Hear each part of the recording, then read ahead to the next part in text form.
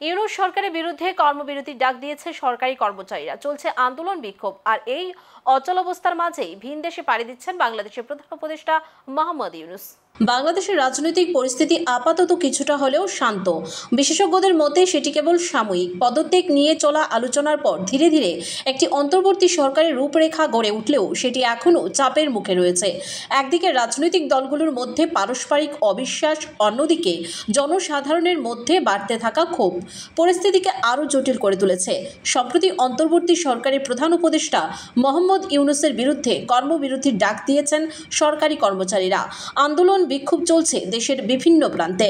এরই মাঝে প্রধান উপদেষ্টা জাপানে 4 দিনের সফরে যাচ্ছেন। আগেই তিনি চীনে গিয়ে বিনিয়োগ আকর্ষণের চেষ্টা করেছিলেন। এবার টোকিওতে 29 এবং 30 মে অনুষ্ঠিত নিক্কেই ফোরাম বাণিজ্য সম্মেলনে অংশ নেবেন এবং জাপানের সঙ্গে 7টি চুক্তি ও সমঝোতা স্বাক্ষরের পরিকল্পনা রয়েছে। সেই সঙ্গে 100 কোটি মার্কিন ডলারের স্বল্প সুদের ঋণ নেওয়ার বিষয়ে আলোচনা হবে। এই সফরকে কেন্দ্র করে রাজনৈতিক মহলে মিশ্র প্রতিক্রিয়া দেখা যাচ্ছে। কেউ কেউ এটিকে আন্তর্জাতিক আস্থার বার্তা হিসেবে দেখছেন, আবার অনেকেই মনে করছেন ঘরের অস্থিরতা রেখে বিদেশ সফর প্রশ্নের মুখে ফেলেছে সরকারের সদিচ্ছা এবং অবস্থান।